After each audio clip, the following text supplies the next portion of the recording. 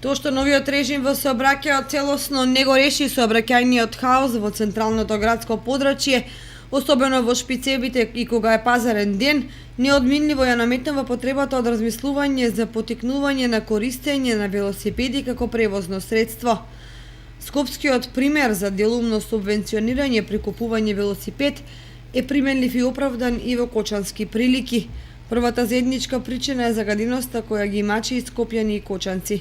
Потоа градот на Оризот го мачи проблемот со сообраќајниот хаос, присутен во шпицевите во работните денови и особено во четврток кога е пазарен ден. Колоните возила кои се создаваат на крстосниците и кај кружниот тек не го реши ниту променетиот режим во сообраќајот, па како најдобро решение се наметнува замената на што поголем број автомобили со велосипеди за да се постигнат неколку значајни ефекти. Заштедата на средствата, помала емисија од неиздувни гасови, поефикасен сообраќај, помало опасност за сообраќајни незгоди, побезбедни пешаци и слично. Ако градот Скопје може да издвои до 4000 денари субвенции при набавка на велосипед, тогаш може и кочани. Секако при тоа се потребни дефинирани услови и лимитиран број во првата фаза, а подоцна кога ќе се огледаат ефектите, може да се реализира втората фаза и така натаму.